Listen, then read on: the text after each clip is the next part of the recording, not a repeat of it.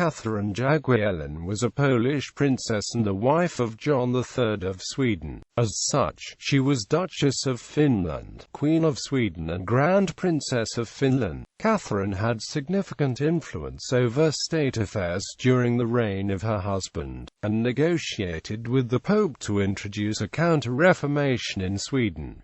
Early life. Catherine Jagiellon was born in Cranach as the youngest daughter of King Sigismund I the Old of the Polish-Lithuanian Commonwealth and his wife Bona, Sforza of Milan. Catherine became the spouse of King John III of Sweden and mother of the future Sigismund III Vasa, King of Poland. After the death of her father in 1548, she and her sister Anna moved to Masovia with the mother. After the mother's departure to Italy in 1558, they lived there alone. The sisters were not close to the brother Sigismund II Augustus of Poland. Catherine could reportedly speak Italian and Latin, and was described as more attractive than Anna, and most marriage suggestions were directed toward her. Duke Albert of Prussia, Archduke Ferdinand II of Austria and Tsar Ivan IV of Russia were among her suitors. A Swedish-Polish dynastic marriage alliance had been suggested already in 1526,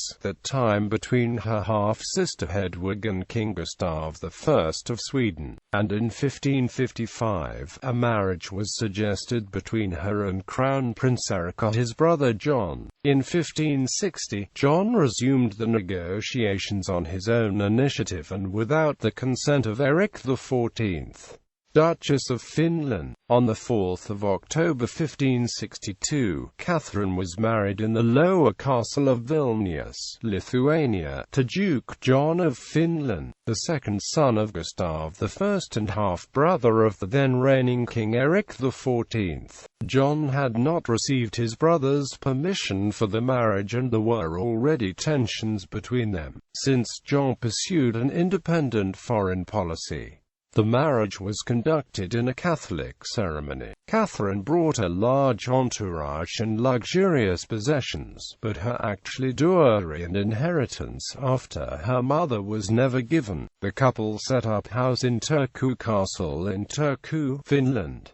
Duke John's dealings in Livonia caused King Eric XIV to declare war on his brother. Eric sent 10,000 men to besiege the castle. On 12 August 1563 the castle capitulated. Catherine and John were taken to Sweden and imprisoned in Gripsham Castle. Catherine was offered by Eric to return to Poland, but chose to accompany John in prison. She asked for the larger part of her entourage to be sent home, only keeping some Polish ladies in waiting and her court dwarf Dorothea Ostrelska, who was often mentioned in connection to her. During her incarceration, Catherine gave birth first to her eldest daughter Isabella of Finland in 1564, then to her son Sigismund in 1566.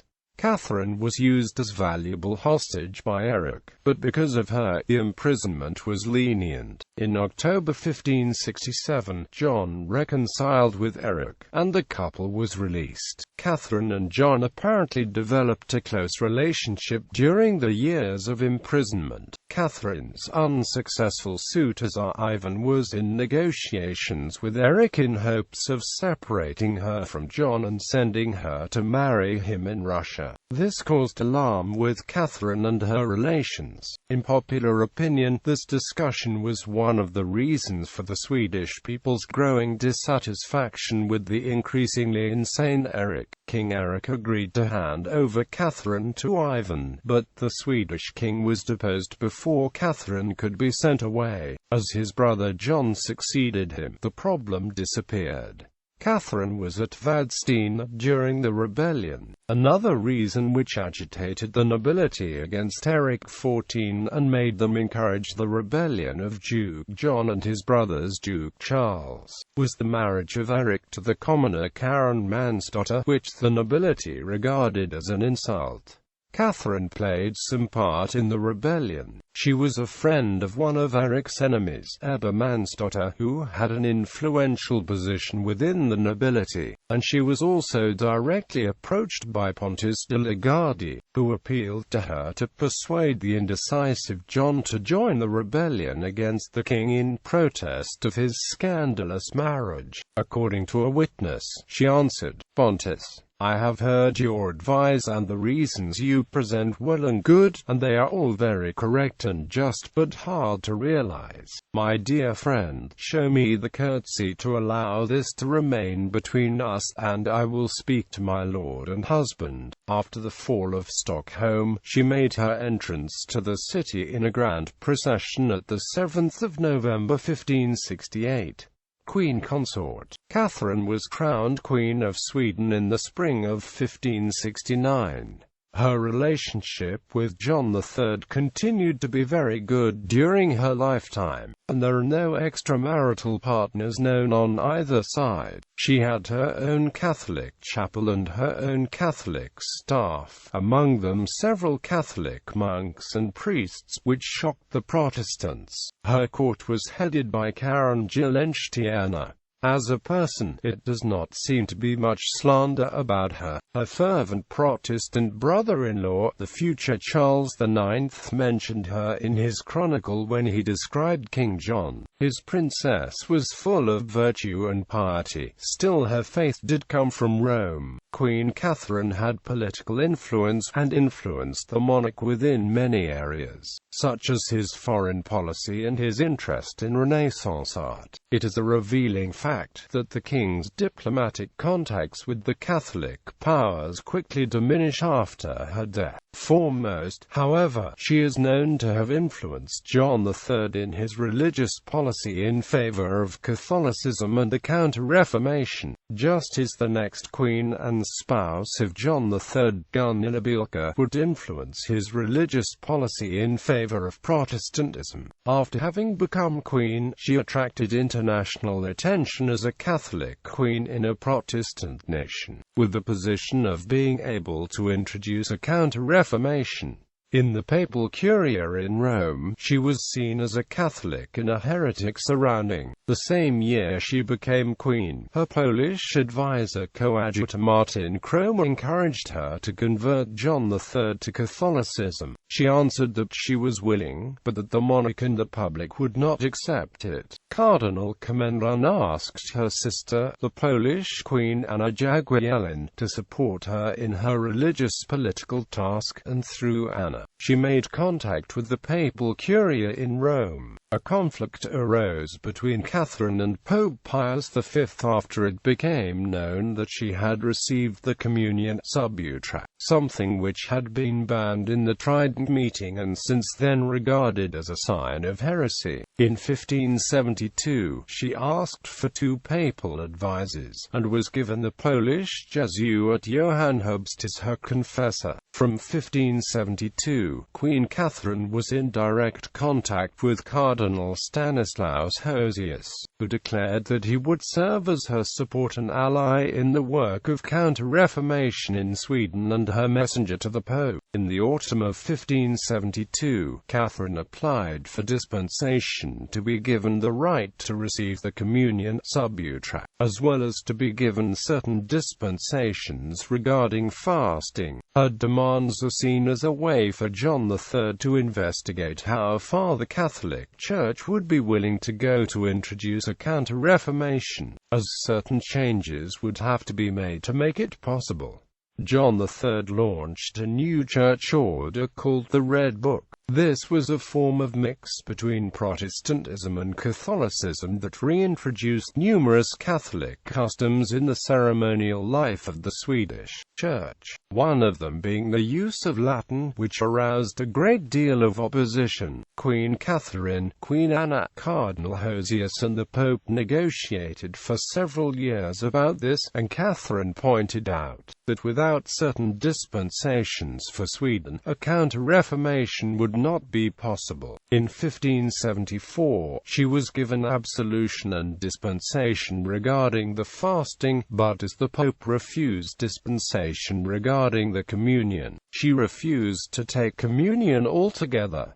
Her agent in Rome was Paolo Ferrari. The papal curia had serious hopes for a counter-reformation in Sweden through her. In 1574, she received the Polish Jesuit Stanislaus Wawrzycki, sent to her as an ambassador from the Pope and King Philip II of Spain. Catherine and John III were both eager to be given possession of her part of the Sforza her inheritance after her mother in Italy. Queen Catherine had her own personal ambassadors in Rome to protect her interests, Petrus Rosanus and Turbulka. The papal curia was willing to help them in this issue, but as her inheritance was situated in the Kingdom of Naples, then belonging to Spain, the Pope did not succeed. During the reign of King Stephen Bathory in Poland, the relation between Sweden and Poland, which affected Catherine's power position in Sweden and placed her in a difficult situation. In 1578–79 and 1579–80, she received the papal ambassador Antonio Pizzavino. He had been given the task to provide Catherine with her Sforza inheritance, mediate between Poland and Sweden, and convert John III. He failed on all accounts. He did, however, confirm the marriage between the royal couple, which had been dubious in Rome, as it had lacked the dispensation which was necessary for Rome to consider a marriage between a Catholic and a Protestant as valid. In 1582, Catherine received the Polish ambassador Alemanni and explained that she was not in a position to convince John to make peace with Poland. At her next audience with the ambassador, she received him in the presence of her children Sigismund and Anna, and stated that Poland seldom had seen to her interests. Another interest was the rights of her son Sigismund to the Polish throne. She brought up both her children in the Catholic faith, which made Sigismund accepted as a Polish monarch. After the death of her childless brother Sigismund II Augustus in 1572, she considered her son to have rights to the Polish throne through her. However, after 1569, Poland had become an elective monarchy. This matter, however, also gave her an international significance. Queen Catherine had the son of the deposed Eric XIV sent to the Jesuit order in Poland in 1573. In 1575, the ban for the remaining convents in Sweden to accept novices was lifted. In 1576, she sent her son to be educated by the Jesuits in Brownsburg. She welcomed the Norwegian Jesuit Laurentius Nicolai from Rome and housed him in the former Franciscan monastery in Stockholm, that had been closed during the Reformation, and allowed him to open a Catholic school there. Queen Catherine strongly supported the old Vadstena Abbey, where the last nuns still lived, and often visited it. A new shrine was made for the relics of King Eric the Saint in the Cathedral of Uppsala. In 1582, she received the former Queen, Karen Mansdotter, and swore to it that her confiscated jewelry was returned to her. In her final years, Catherine suffered from gout. She fell sick in the spring of 1583, died in Stockholm on the 16th of September 1583, and was buried in the royal crypt of the Uppsala Cathedral. Legacy: the infusion of Polish blood into the Swedish royal lineage that began with Catherine would cause considerable strife after her death in the context of the ongoing European wars of religion. Her son Sigismund inherited the thrones of both the Polish-Lithuanian Commonwealth and Sweden, but ruled the latter only 7 years before being deposed in 1599.